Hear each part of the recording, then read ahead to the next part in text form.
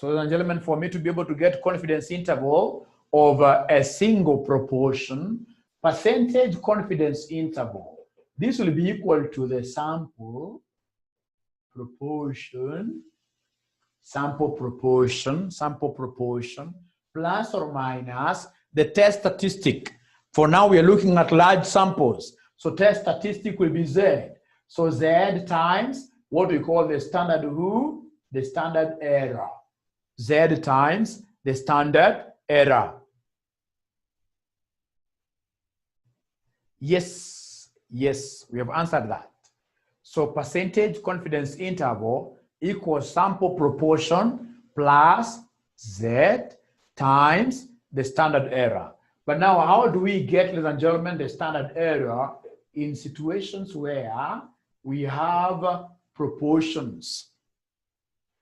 To get the standard error here, we'll be taking what we call P multiplied by Q all over N, like that, all over N.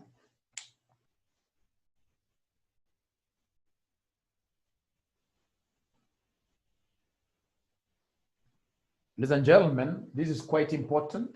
The standard error equals root of P times Q all over N, And for you to understand what P stands for, what Q stands for, I would want us to look at an illustration. Let's look at an illustration. A sample of 600 accounts. A sample of 600 accounts. A sample of 600 accounts. A sample of 600 accounts was taken to test the accuracy. Was taken to test the accuracy of posting and the balancing of accounts. And the balancing of accounts where 45 mistakes were found.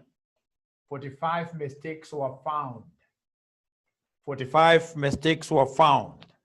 So they want us required to construct a 99% confidence interval of the population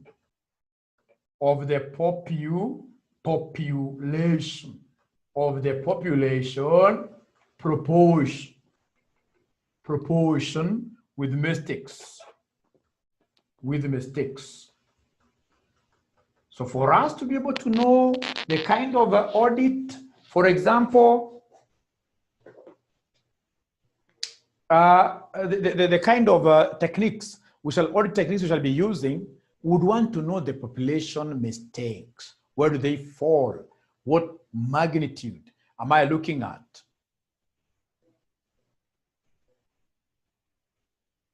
So construct a 95% confidence interval of the population proportion with mistakes.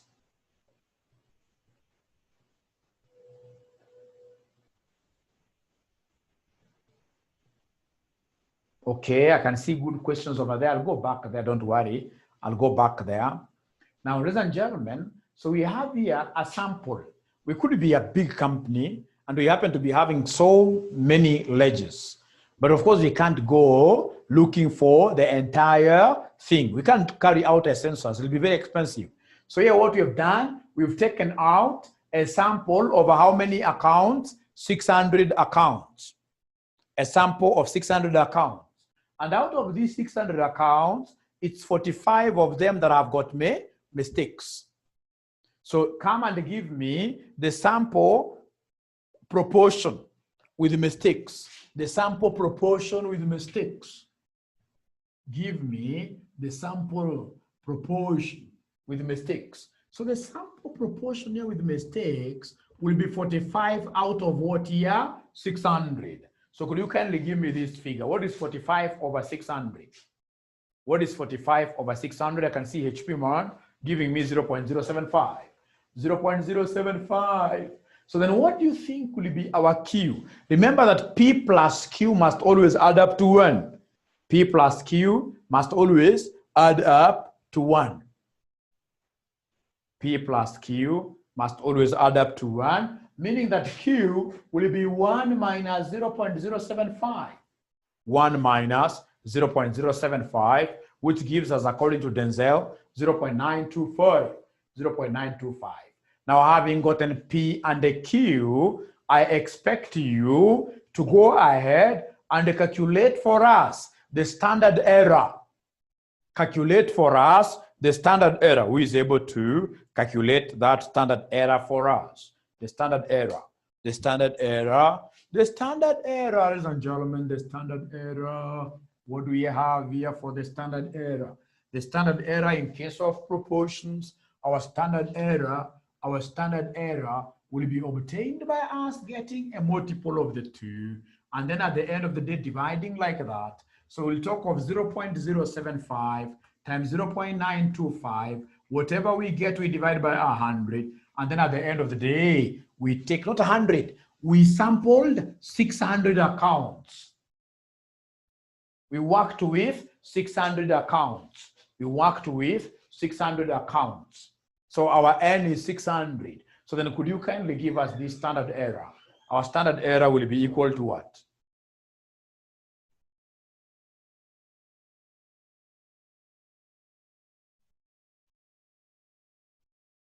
So Nancy is giving me 0.011, quite a small figure, 0.11. Is there someone else who is able to get that 0.011? That's what I got personally. Even Samsung is giving us 0.011. The moment you have your standard error, ladies and gentlemen, then you are through with this particular arithmetic. Everything now becomes very easy. Everything becomes very easy. Ladies and gentlemen, here is where we are. So I will come and talk about 99% confidence level. 99% confidence interval will be equal to the sample proportion. The sample proportion. These errors are the ones that I would want to mirror. I would want to throw, and I have my population, or rather have a look at how my population looks like. So I'll talk of this Z times the standard error, which is 0.011. So of course here we are looking for Z because we are still tackling large samples. Our N is a whole 600. It's more than 30. It's more than 30. It's more than 30.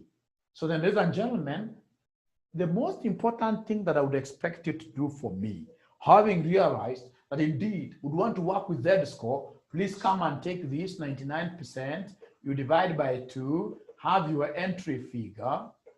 Somebody give me that figure, 99%, 0.99 divided by 2, 0.99 divided by 2. What do we have? Somebody there?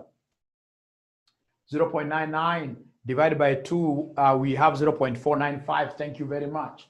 Once I have this 0.495, I would want you to go to your tables and read for us the corresponding Z score. Go to your tables. Go to your Z tables. Go to your Z tables and read for us the corresponding Z score. And read for us the corresponding Z score. The corresponding Z score. Read for us the corresponding Z score.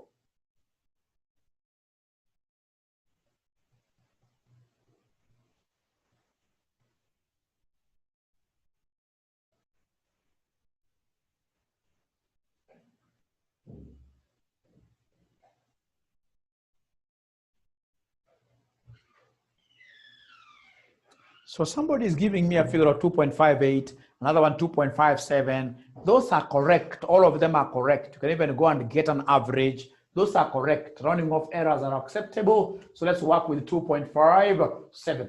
So once I have my 2.57 like that, I will come and give you the 99% confidence interval. This will be equal to the sample proportion. The sample proportion.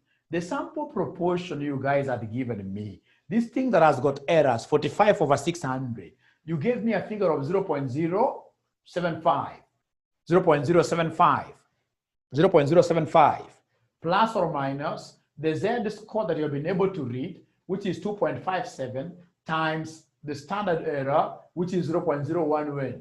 So could you kindly go ahead and give us the lower limit and the upper limit? The lower limit and the upper limit. Remember, to get the lower limit, what you'll do is to subtract. You'll take 0.075 minus 2.57 times 0.011. You subtract. So come here and give us the lower limit. Come here and give us the lower limit. What do we have here, somebody?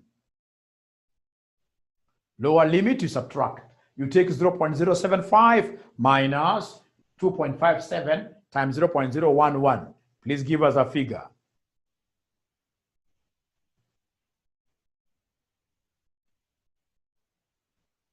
Somebody called HP is giving us 0.047, 0.047, 0.047. How about the upper limit? How about the upper limit? Upper limit we add. Upper limit we are adding. Upper limit you're taking 0.075 plus 2.57 times that. And according to Lokai, we have 0.103. So meaning that we are 99% confident. We are 95% confident that the population errors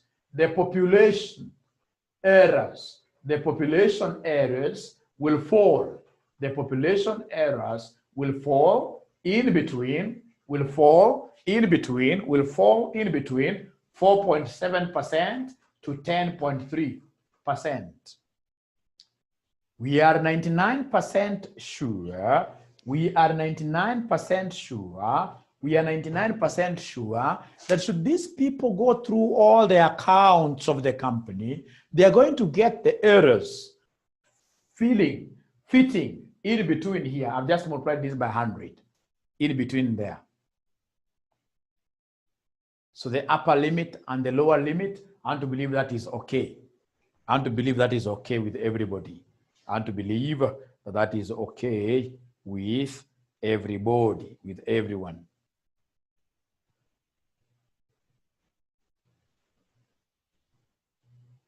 Yeah, Nancy, I can see you're also confirming this figure, which is pretty much okay. This is okay. This is okay. This is okay.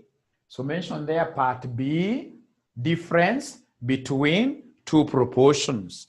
Difference between two proportions. Difference between two proportions. So now we have here sample 1, and then we have sample 2, sample 1 and sample 2. So we have our proportion. This could be 40%. This could be 45%. They have given us N. N here is 120. N here is 83. N is 83. N is 83. Ladies and gentlemen, these people want us to do something very easy.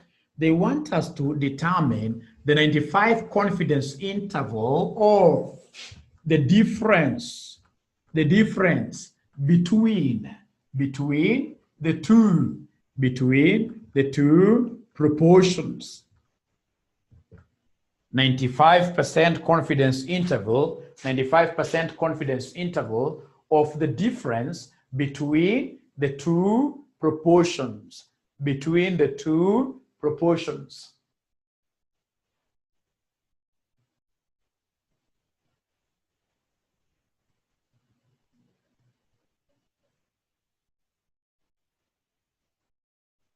Very easy indeed.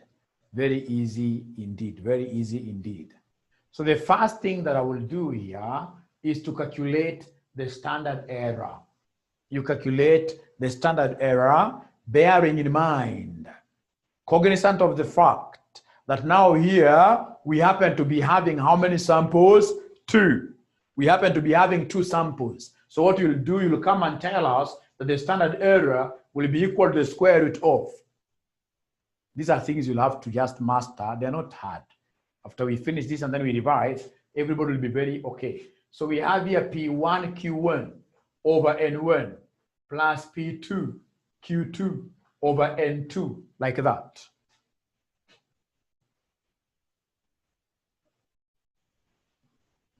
So when you have these proportions, the only thing that you need to do, these are your P. So you need to come and introduce the Q's somewhere there, bearing in mind that P plus Q must always add up to 1. P plus Q must always add up to 1, must always add up to 1, meaning 100%, meaning that Q here will be 60%. Ladies and gentlemen, Q for this will be 55%. So this is what I will call P1, this is what I'll call Q1, this is what I'll call P2, this is what I'll call Q2, like that. Yeah, so come right away here and do your substitution beneath this. We have P1 is 0.4 times Q1, which is 0.6, all over N, which is 120. Plus the second one, we have P2 Q2.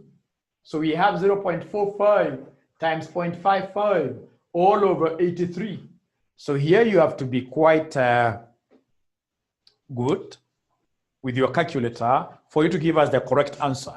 So for you to give us the correct answer, take 0.45 times 0.6 divided by 120 plus 0.45 times 0.55 divided by 83. You say equals. Whatever you get, you say square root. Whatever you get, you say square root. What figure are we going to get?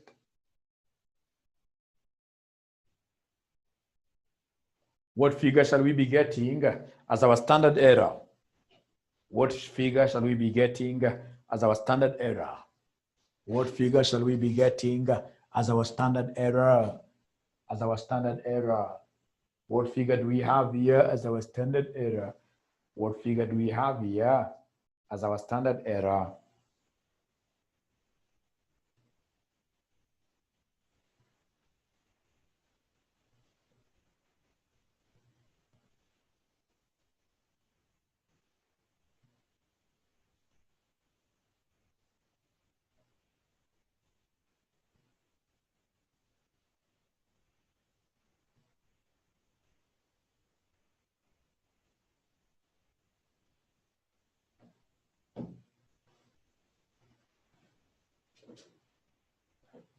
Somebody is giving me a figure of 0.71 or 0.071.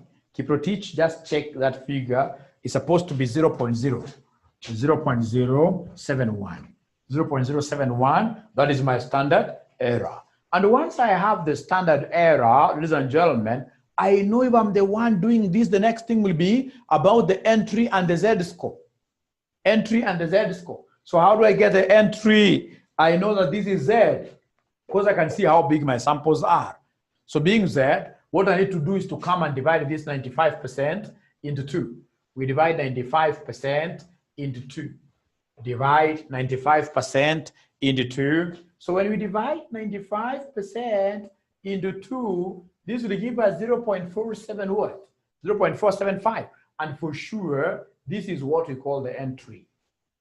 So get inside that table of yours. Get inside the Z table, inside the Z table, inside the Z table, inside the Z table, inside the Z table.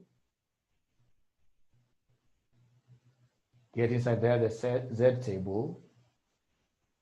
When you are inside there, in your Z table,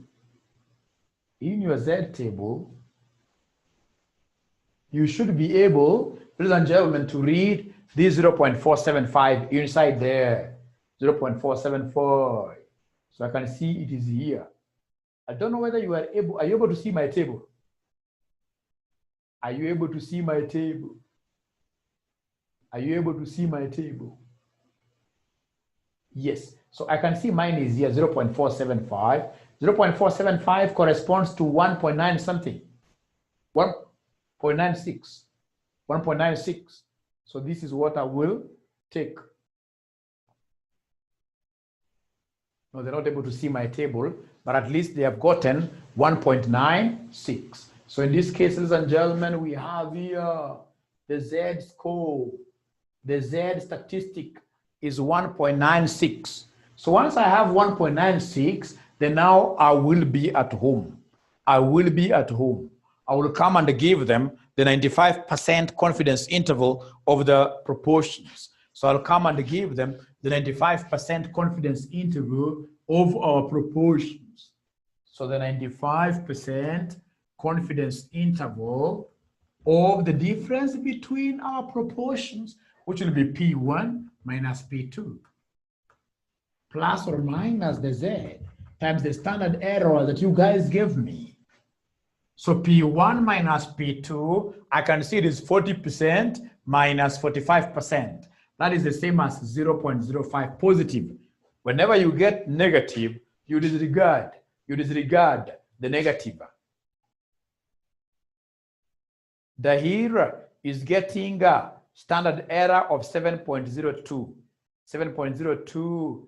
It can't be 7.02. Just go slowly, take 0.4 times 0.6.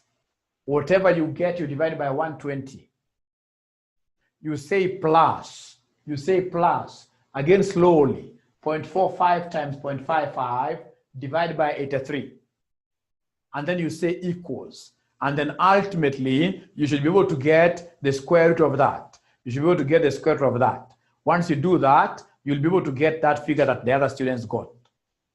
You'll be able to get the other figure that the other students got. Just try and see again. So I'm explaining here that basically we are looking at the absolute. We are looking at the absolute difference. We don't take into consideration the negative. We are looking at the absolute. We are looking at the absolute. We are looking at the absolute.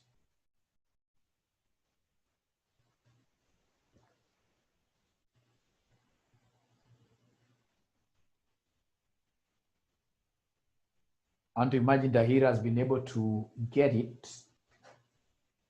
And to imagine Dahira has been able to get that figure.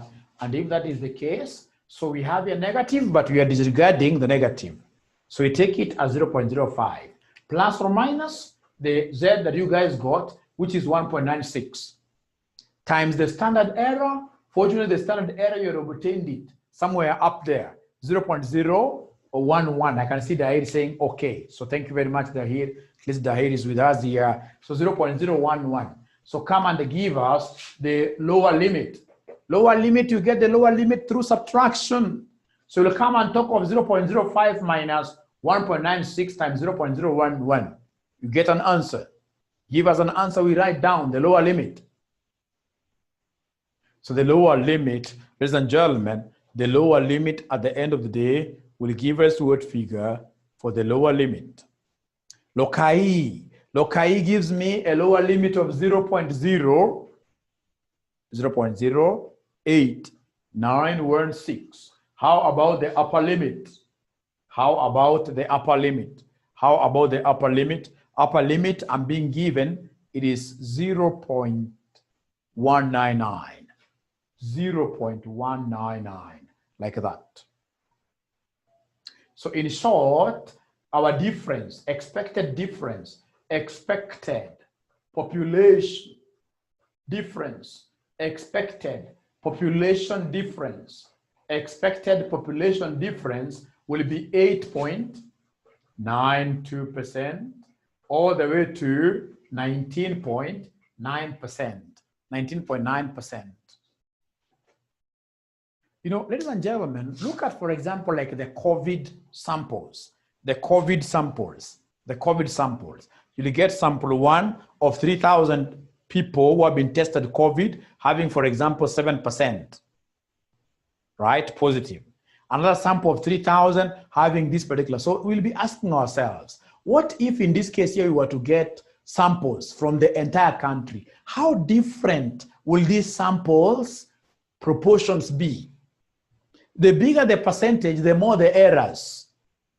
Because honestly speaking, given that we are drawing this population here from Kenyans, we are drawing the sample from Kenyans, we expect the sample differences to be closer to zero, And that is why when we go to hypothesis testing, you will see the ideal situation. We should be getting the lower limit being negative and the upper limit being positive, meaning that zero is in between. For now, just master it this way, that the difference, what we expect to be the population difference, will be falling in between there. For now, just master it that way.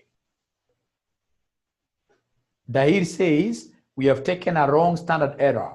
Or the standard error, thank you very much. The standard error that we got up there is supposed to be 0.071. Thank you very much for that. So will the answers change? Will the answers change? Will the answers change? Or you guys used the right figures? They'll not change. Thank you very much. I used a wrong one. Even for my people who will be watching this video, it's good to correct here, 0.0 like that. Now, ladies and gentlemen, write again another title. We are still talking of,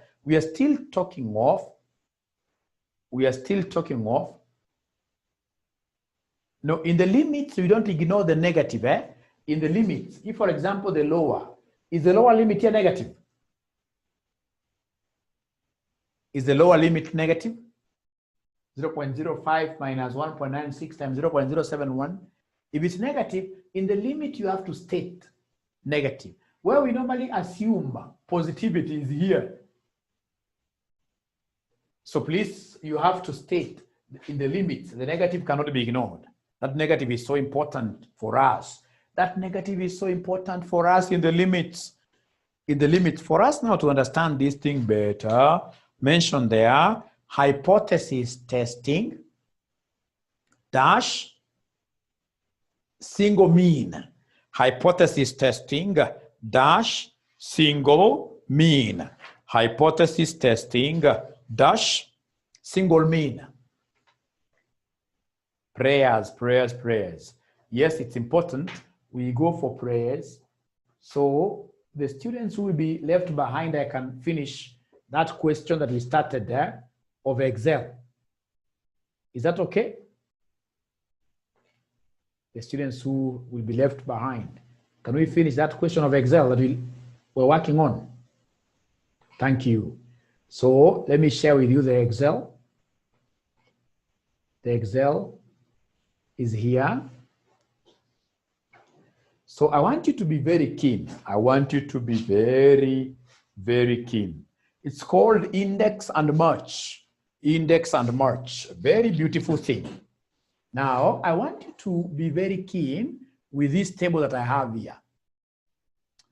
I want to be at a position of telling people Milan, Team Milan, comes from which country, whether it played the Champions League or not, how many games it played, and how many points it earned.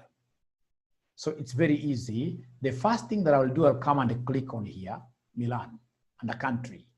So I will come and say equals. When I say equals, I want to match. So how do I match like a soldier? You press M.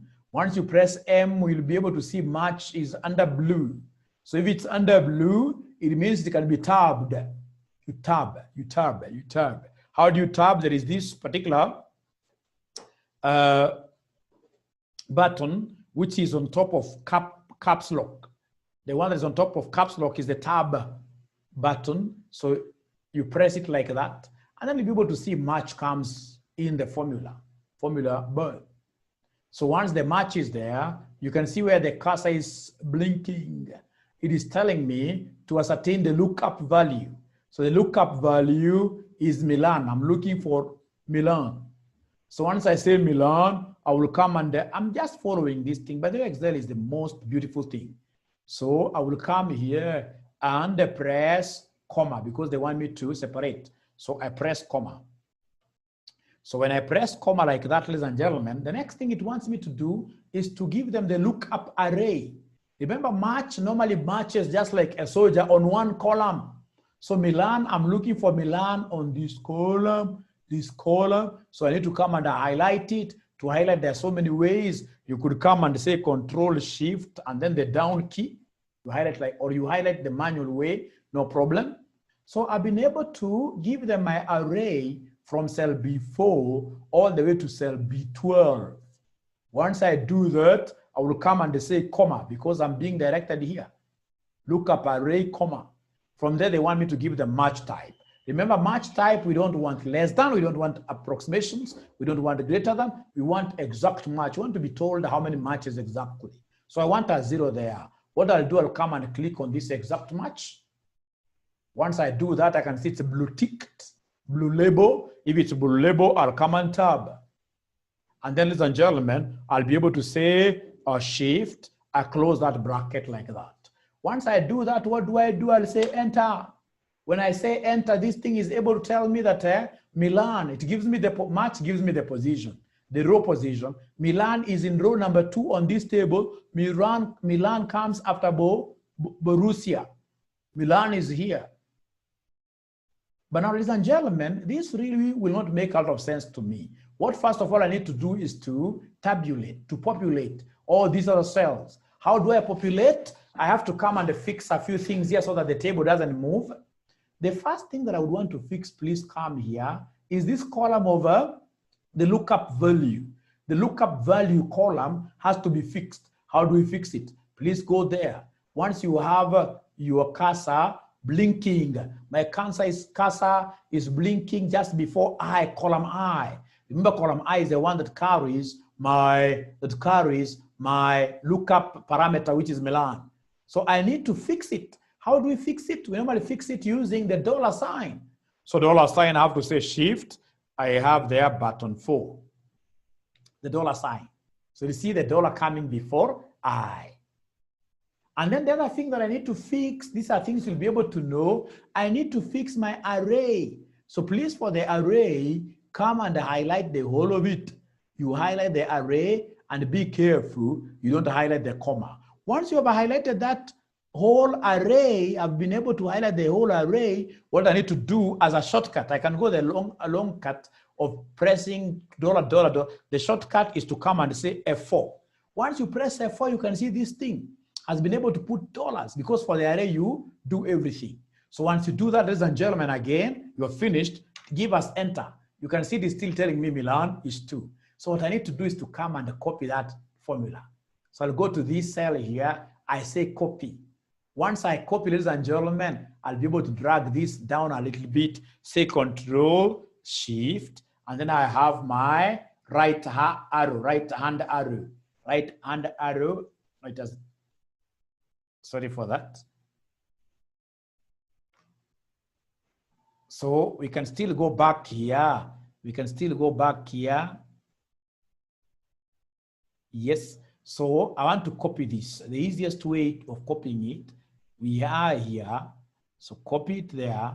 So let us just drag usual. We drag like that, reach there.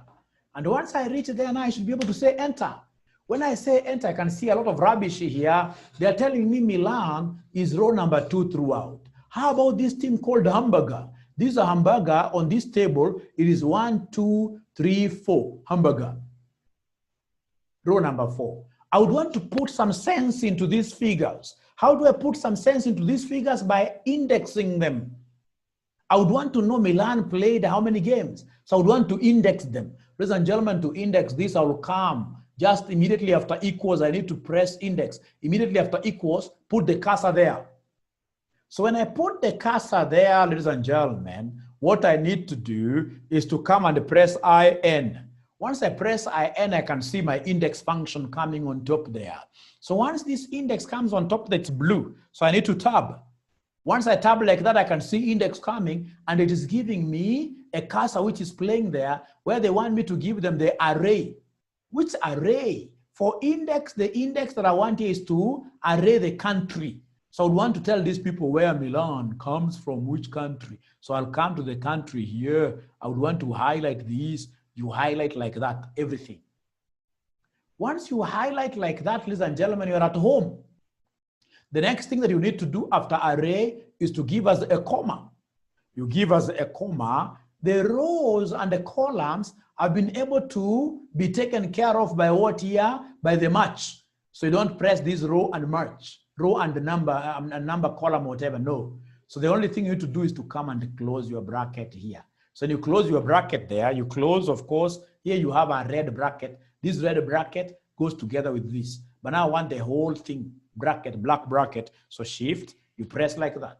And then once you finish, you say enter. When I enter, I'm being told that Milan comes from Italy.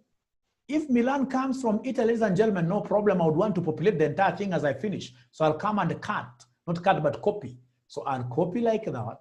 I will copy like that. Once I copy, I will come and take everything like that. So ladies and gentlemen, I'll come and press enter. When I press enter, when I press enter, what am I able to see? I'm able to see something nice here, that Italy played the Champions League. Ladies and gentlemen, Milan, in this case here, or rather Milan played the Champions League. Milan played 38 games, and Milan, ladies and gentlemen, did what here? And 57 what here? 57 points. 57 points. I'm so sure these students have finished prayers. Are they back or not yet? I'm so sure they're back. They're back. They're back. They're back. They're back. Now, ladies and gentlemen, that index and the index and this thing of matching is something that an accountant should be able to understand and understand it very well. The index and match. The index and match is something that I would want to repeat severally for you to pick it and pick it very well, because there is no way you can tell me that you're an accountant and you don't understand the attribute of being able. You see, like you could go to an exercise where you are given like the Champions League, and these people have given you like say 500 teams. I need to know how I can extract information of Manchester alone. How can I be able to know, for example, how many points Manchester got? Out of what? Excel is a powerful tool. And because now we are here, I need to be guiding you slowly. Just 5 minutes, I give you a concept. And then, of course, after the class, ask for the data. The data that I'm using, you should be able to ask for it. Once I send it to you, and ensure that you're able to do that particular operation. By doing that, you'll end up being a very good accountant. Now, so mention there for us, hypothesis testing dash, single mean. Single mean.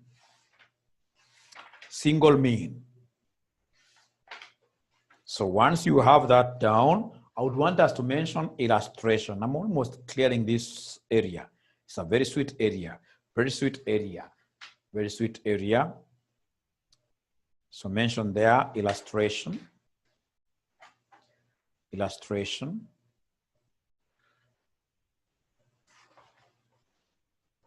Illustration, you are writing down illustration 1. The mean lifetime of a sample, the mean lifetime of a sample over 100 light tubes, over 100 light tubes, over 100 light tubes, like bulbs, eh? The tubes. Over 100 light tubes.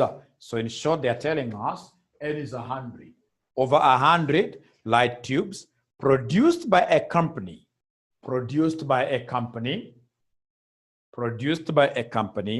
is found to be 1,570 hours. Is found to be 1,570 hours.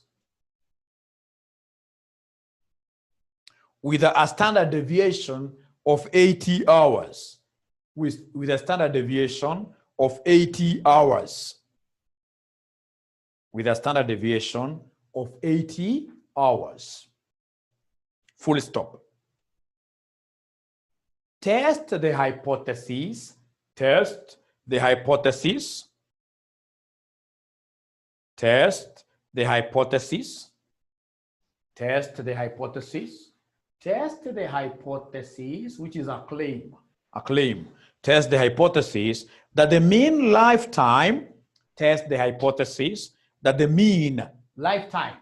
Test the hypothesis that the mean lifetime of the tubes produced. Test the hypothesis that the mean lifetime of the tubes produced is 1,600 hours. Is 1,600 hours.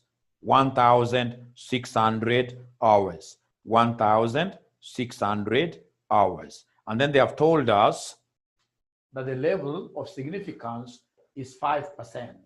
The level of significance is 5%.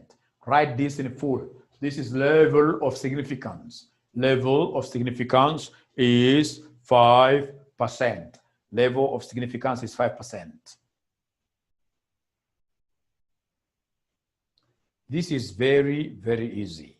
Very, very easy. So how do we get started? Very easy. We state the hypothesis.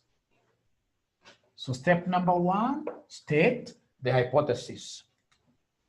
State the hypothesis. Very easy.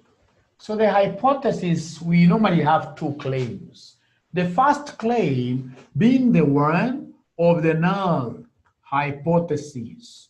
What we call the null hypothesis. So my null hypothesis here, what we shall be abbreviating as H0. H0. What we shall be abbreviating as H0, my null hypothesis says that my U will be equal to 1600. The null hypothesis is because they want us to test the claim. They want us to test the claim that the mean lifetime of the tubes produced by the company is 1600. 1600. 1600. So the null hypothesis is 1600. Now, ladies and gentlemen, remember they want us to test the claim that when we put up that bulb, it's going to stay there for 1600 hours. But you and I know that there is a possibility of this bulb either taking a lower duration or a higher duration. So it means that here we shall be carrying out a 2 tails hypothesis test. 2 tails because our hypothesis, null hypothesis, does not specify a direction. What they have told us, the claim they are making is the one of 1600 hours.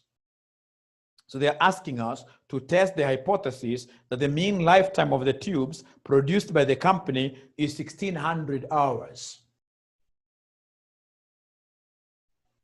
Is 1600 hours. But we know that in reality, away from the claim, the tubes could stay up there, hung up there, either for less time or more time. So meaning that, ladies and gentlemen, we have what we call the alternative claim or alternative hypothesis. So the alternative hypothesis is what we shall be denoting as H1.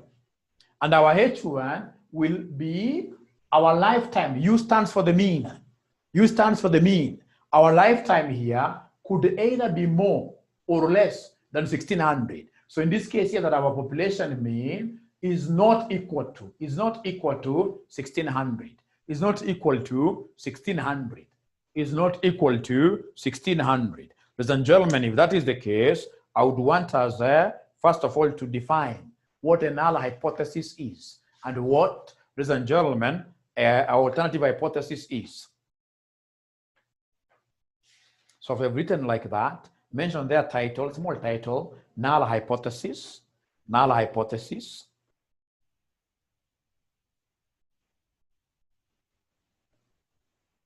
Is that hypothesis, it is that hypothesis that is to be tested. It is that hypothesis that is to be tested. It is that hypothesis that is to be tested. That is to be tested for possible rejection. That is to be tested for possible rejection. That is to be tested for possible rejection or nullification or nullification or nullification under the assumption it is true. Under the assumption it is true.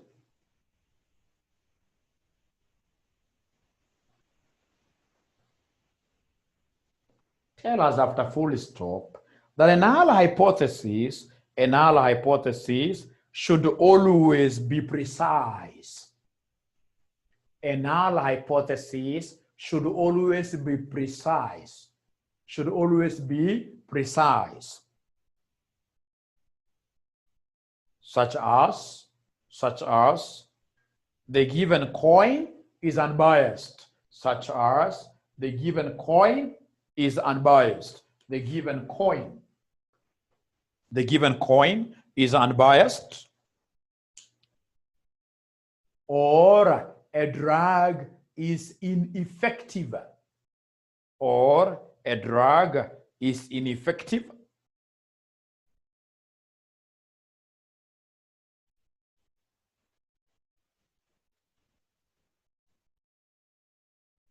Or is ineffective. Or a drug is ineffective. Tell us there that the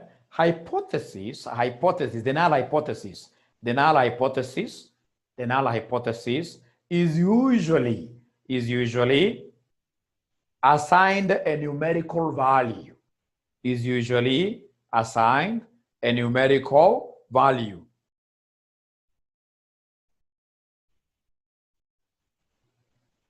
Example, suppose we think that the average height, of students,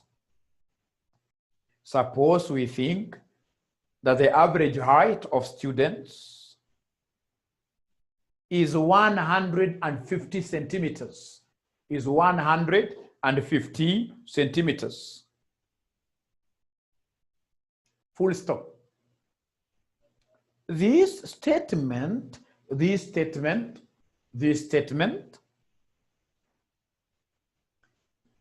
if taken as a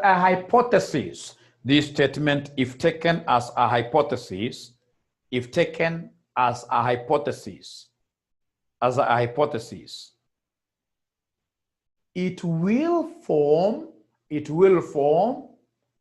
a null hypothesis. It will form a null hypothesis. It will form a null hypothesis.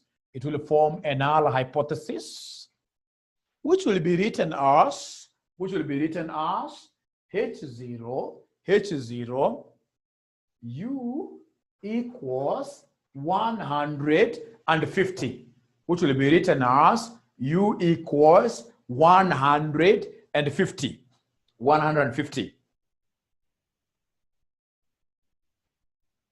In other words, we hypothesize. In other words, we hypothesize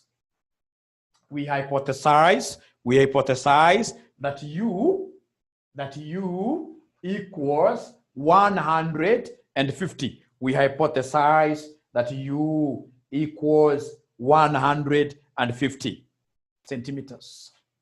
So we are saying, somebody is telling us that, for example, when you come to RCM, when you come to Summit, all students have a height of 150 centimeters.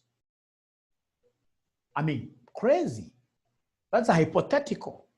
It's not possible for us to have all the students in this case here having the same height. Hypothetical. So it's a claim that we must come and test. And for us to test this, we need an alternative. We need an alternative. So for the alternative, listen and listen to me very well. For the alternative, which we'll be calling H1, there are three possibilities. It is either you'll tell us U is more than 150, or you tell us U is less than 150. Or you tell us U is not equal to 150. So one thing I would want you to appreciate from the word go, when I go to summit there, trying to assess the heights of the students. The students that I'll get will be taller than this. Other students will be what is shorter than this 150.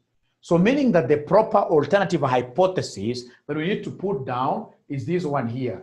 Is this one here. So give me a title there, the alternative hypothesis.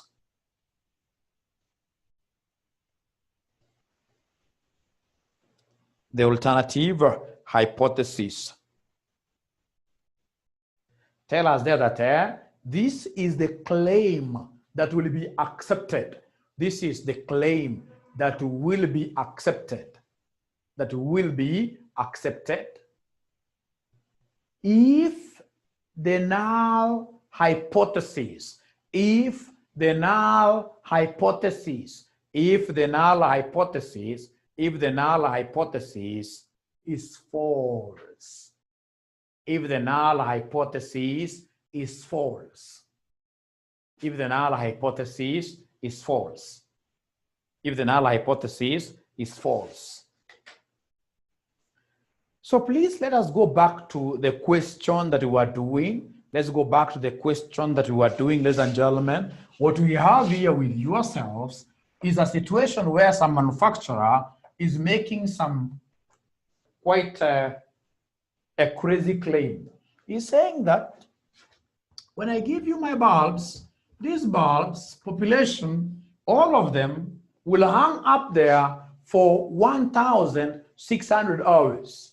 So as now we've gone there, but before we buy, we need, ladies and gentlemen, to test the claim hypothetically.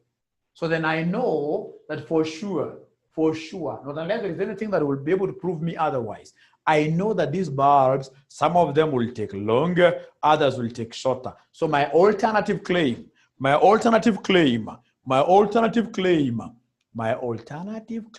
and gentlemen, will be U is not equal to 1,600. Why? Because I appreciate the fact that there will be some bulbs will be more, take more time. The other bulbs will take less time. So this is my alternative hypothesis. Step number 2, ladies and gentlemen, given that this is a large sample, come and give us the Z critical.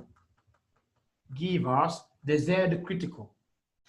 Give us the Z critical. So Z critical, we have to draw our good diagram.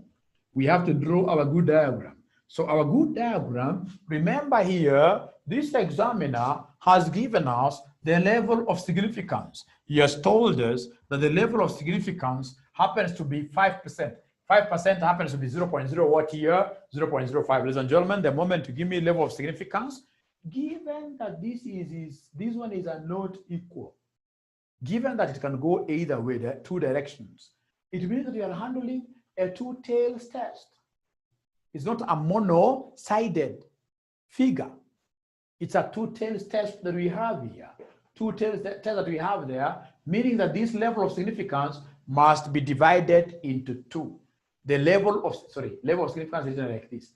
The level of significance has to be divided into two. So come and take there alpha over 2. So alpha over 2, what is 0.05 divided by 2? What is 0.05 divided by 2?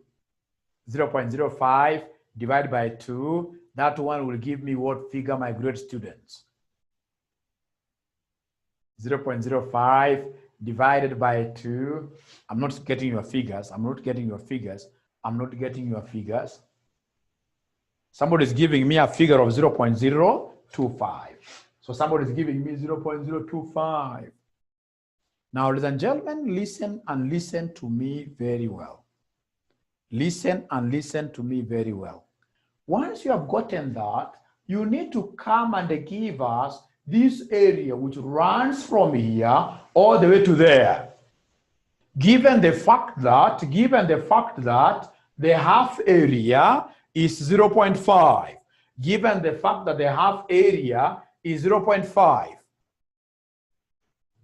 So I need to get this one here. So this one here will be 0.5 minus 0.025. Can somebody give me this answer? Remember the level of significance, unlike the confidence interval, the level of significance normally goes to the tails. Normally goes to the tails. So now I want to get the area which runs from here to here, what we normally call the entry now. What we call the entry. Lokai, Samuel, Maingi, these students are giving me 0.475. Once I get the entry, I need now to use the reverse gear where we get inside the table and read outwards.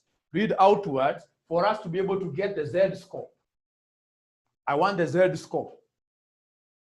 I want the Z score. I want the Z score. You go inside the table looking for 0.475.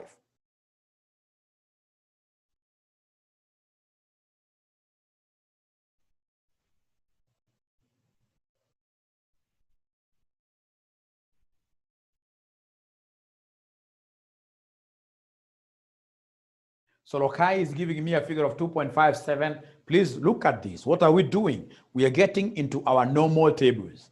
Our normal tables, ladies and gentlemen, we should be able, this is the entry, the one that runs from here to the upper limit is the entry. So once you have gotten the entry, somebody ensure that you are able to see the 0.475 inside that table, the 0.475 inside that table, so that you will be able to give us, ladies and gentlemen, the entry figure.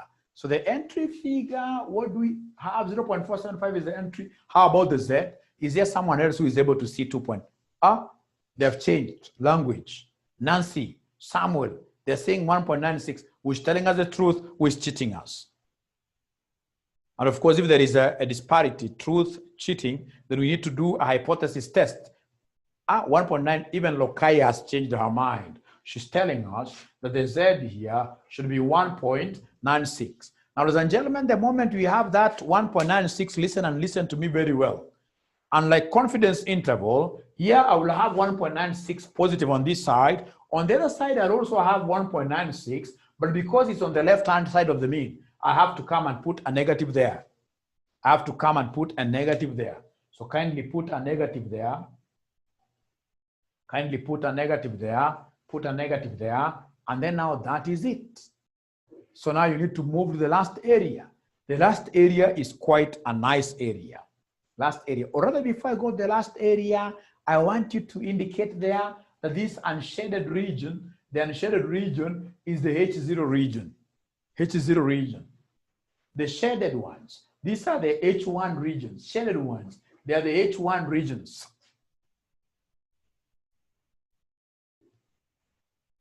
Okay, so how do we get this 0.475? Very easy. Kumbuka kale kahesabu kamluya, kuna kumbuka vizuri. Hapa kama uko na 0.025. I hope you saw where we got the 0.25. We know that this entire area is 0.5, I mean.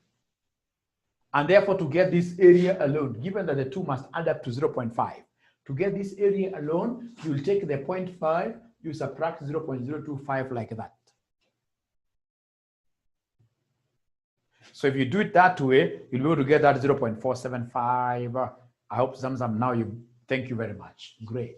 So and I hope the moment you've been able to see where we got the 0.475, you'll be able to see where we got the 1.96 from the tables.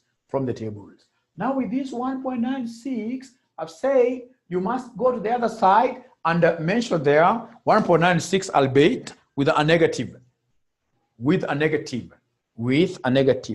Now, ladies and gentlemen, the moment we hit there, now we'll go to the last stage. The last stage is the one where you mention there the Z calculated. So mention there Z calculated. So Z calculated. So go ahead and mention Z calculated. So for the Z calculated, I know we are so much used to our normal Z. Well, we normally say that our Z is X minus mu. X minus mu all over who? Standard deviation. This time around, you're not going to make use of this. Our Z calculated, our Z, so not this one. Our Z calculated will be X bar minus mu. And because now here we are working with X bar, we have many samples X bar. Now we'll talk over what we call the standard error. So please write that.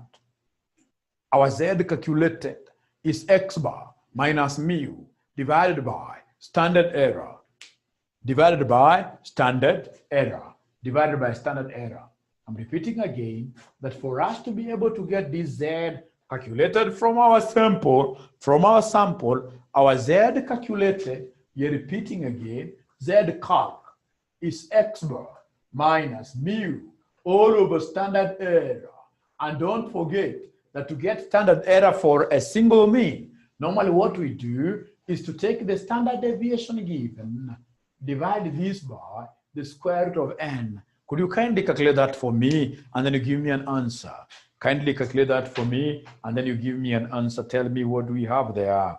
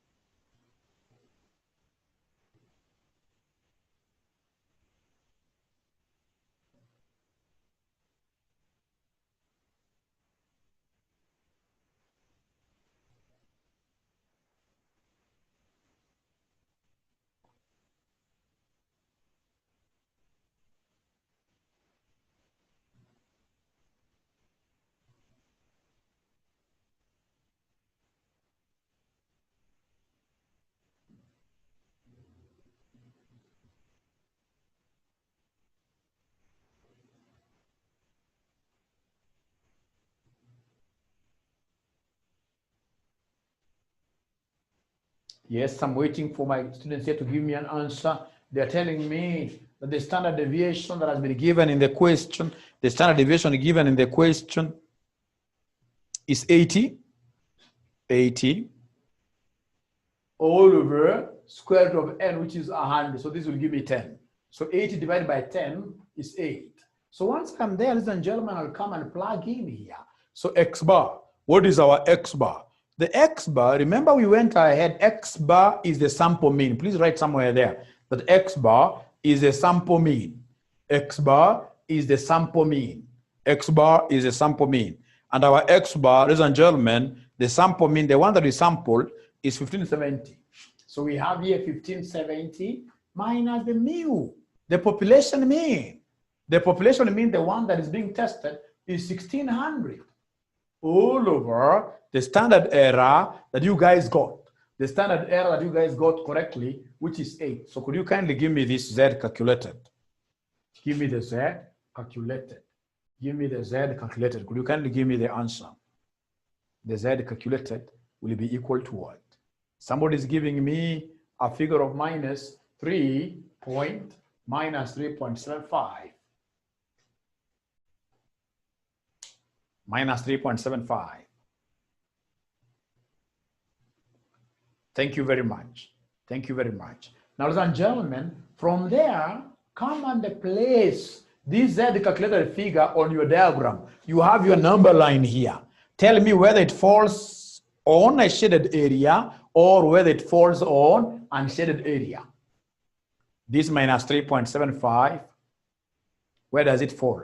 If this is my number line, of course I know at the middle here I have a 0. As I go that way, so of course I can see minus 3.75 will fall here. Minus 3.75 will fall there. And if it falls there, ladies and gentlemen, what do we have?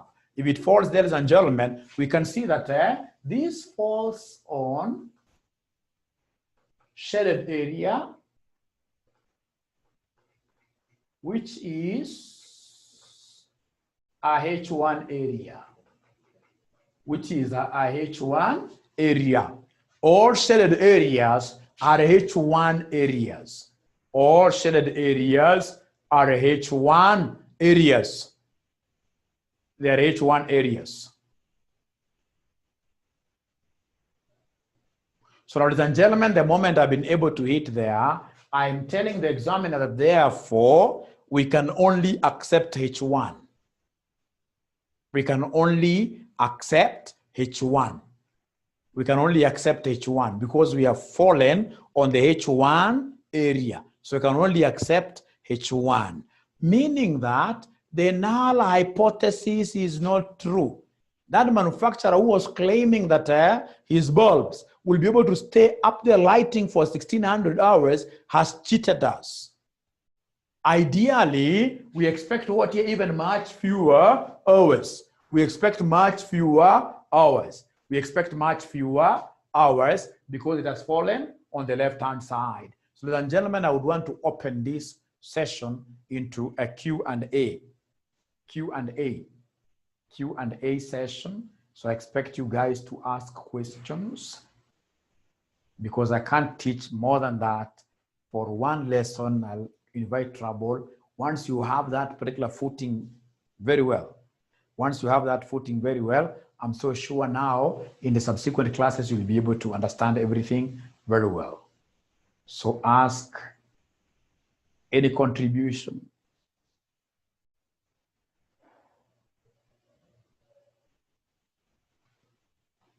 Ask questions kindly if there